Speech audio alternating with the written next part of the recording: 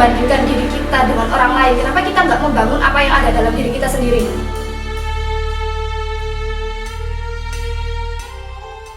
Assalamualaikum warahmatullahi wabarakatuh.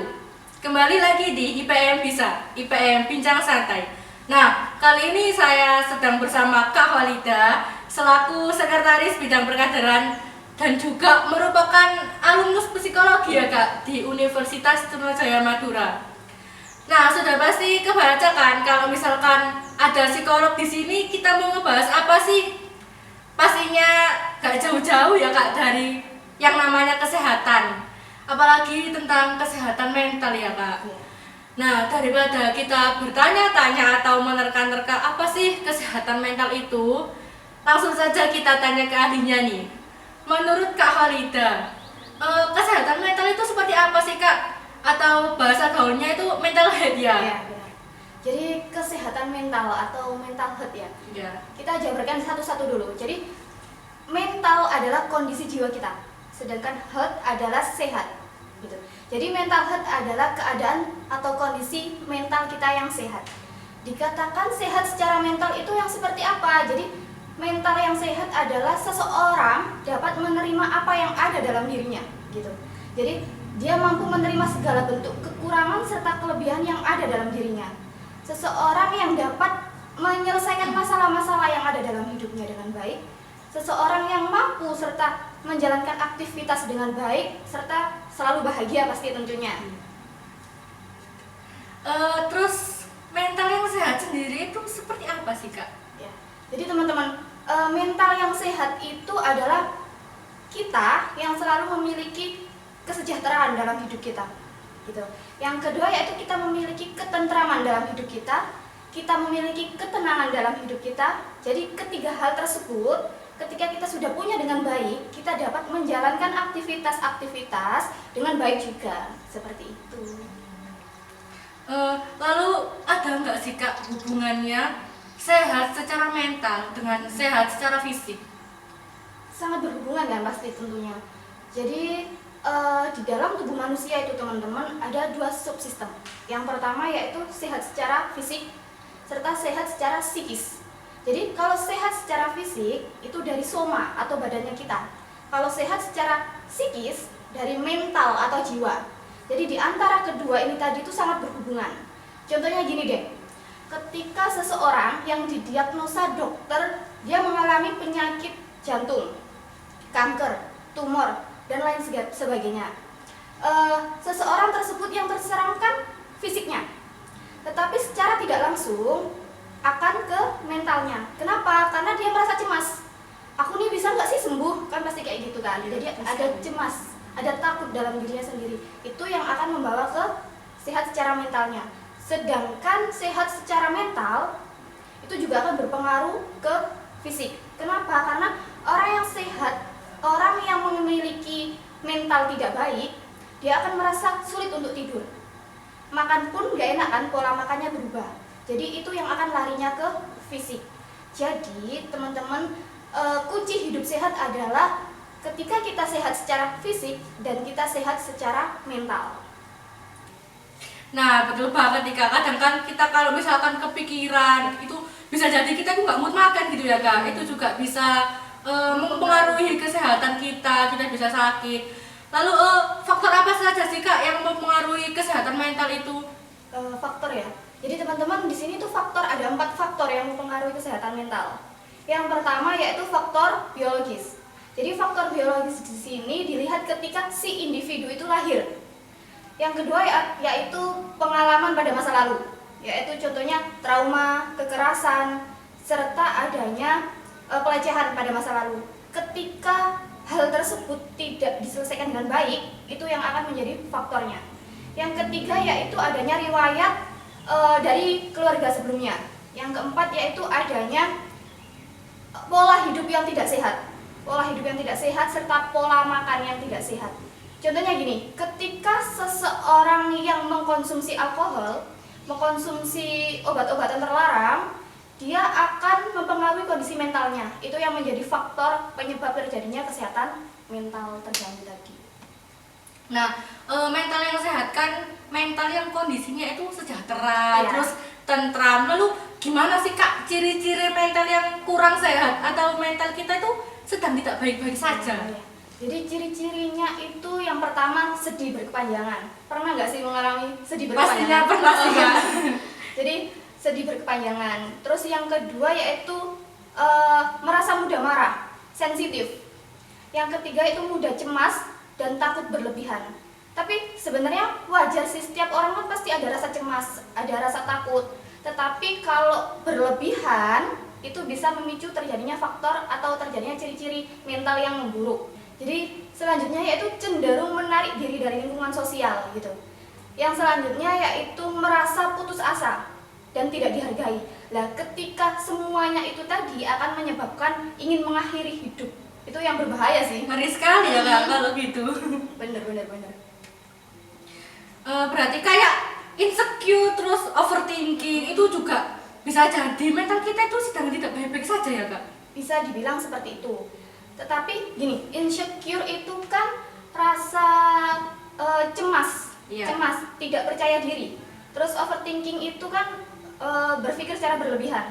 Ketika insecure dan overthinking tersebut tidak diatasi dengan baik, itu akan membuat diri kita tidak baik-baik saja. Tetapi ketika kita berfokus pada thinkingnya, berpikir secara solusinya gimana nih gitu, what's next nih yang apa kita buat kedepannya, itu mungkin akan teratasi.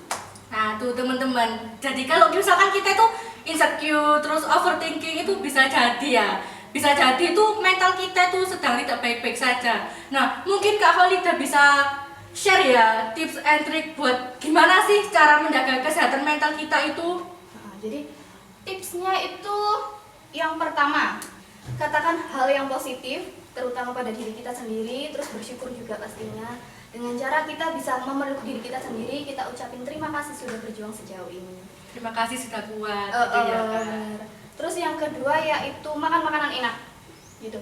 Jadi makan makanan yang enak di sini itu berarti juga yang sehat ya, yang bergizi.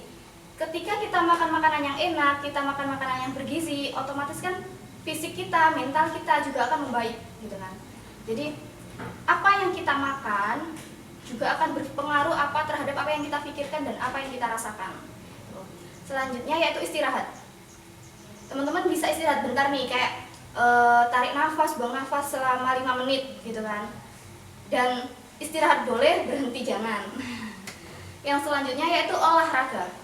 Jadi kita bisa melakukan olahraga kecil-kecilan di rumah, kayak yoga, stretching, lari pagi, bersepeda. Itu kan bisa membuat kita rileks, tubuh kita rileks, pikiran kita rileks. Yang selanjutnya yaitu terbuka dengan orang lain. Seperti itu.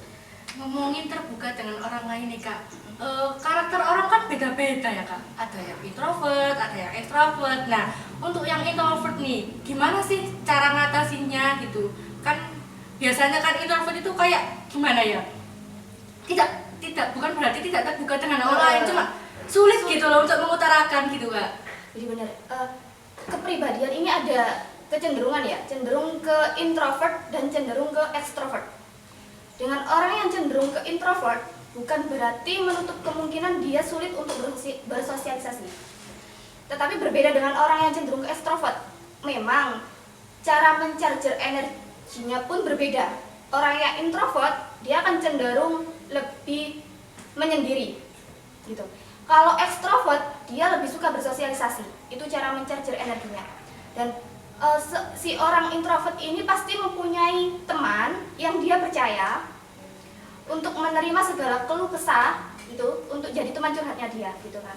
Jadi untuk teman-teman introvert tadi itu harus menjaga kepercayaannya gitu.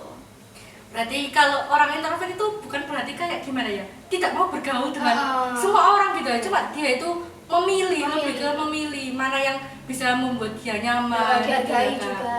Nah, terus kita kan juga sering sih Kak dengar kayak celotehan-celotehan, wah kena mental nih anak gitu. Nah itu gimana cara membangun kekuatan mental pada diri kita itu gimana ya Kak? Jadi membangun kekuatan mental yang pertama itu jangan berusaha untuk menyenangkan orang lain gitu kan. Karena memang teman-teman ini pasti banyak berusaha untuk menyenangkan hati orang lain. Iya betul sekali. Tapi nggak tahu nih kita gimana gitu kan. Jadi sebelum menyenangkan hati orang lain, kita berusaha untuk menyenangkan diri kita sendiri nih, gitu. Intinya kayak cintailah dirimu sendiri sebelum kamu mencintai orang lain, gitu. Love yourself. Oh, ya, Kak. benar. Yang kedua yaitu katakan tidak kalau emang kalian nggak mau katakan tidak, gitu. Jangan katakan iya kayak iya, padahal sebenarnya kita mau katakan tidak. Gitu. Kadang kan kita juga gimana ya Kak, nggak enak Nggak gitu. enak, Mau bilang tidak itu ya nggak enak gitu. Mau gimana lagi Kak? Boleh katakan tidak, tapi beri alasan yang jelas. Kenapa nih kita menolak, gitu kan? Terus yang selanjutnya yaitu berhenti untuk membandingkan diri kita dengan orang lain. Karena gini, setiap orang itu mempunyai bigger picture, mempunyai gambaran besar dalam hidupnya sendiri. Ketika seseorang itu membandingkan dirinya dengan orang lain, secara otomatis dia akan merasa kecil. Dan orang yang dia lihat akan merasa besar. Kenapa kita harus sibuk membandingkan diri kita dengan orang lain? Kenapa kita nggak membangun apa yang ada dalam diri kita sendiri, gitu? Karena usaha setiap orang itu kan beda-beda, hasilnya pasti beda-beda. Berbicara soal ini ya Kak, membandingkan diri dengan orang lain, itu kan terkadang kan faktor luar kan yang begitu. Kayak misalkan faktor luar itu bisa membandingkan diri kita dengan orang lain, misalnya kayak orang tua itu. Kadang kan banyak sih orang tua yang suka membandingkan anaknya sendiri dengan anak tetangga itu. Nah itu kan juga bisa membuat kita insecure sih Kak ya. Itu gimana menurut Kakak? Jadi membandingkan si orang tua tersebut membandingkan anaknya dengan tetangganya, anak tetangganya mungkin anak temannya. Jadi bisa dibilang toxic parent enggak sih? Karena pola asuh yang mereka terapkan ke anaknya tersebut pasti memiliki dampak ke anaknya, gitu kan?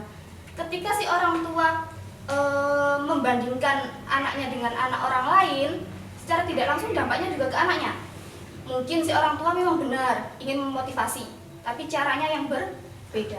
Kenapa daripada harus orang tua membandingkan anaknya dengan anak siapapun itu, kenapa tidak berusaha untuk merangkul bareng-bareng, mencari apa yang anak ini tahu, apa yang anak ini inginkan, akhirnya dikembangkan untuk sama-sama.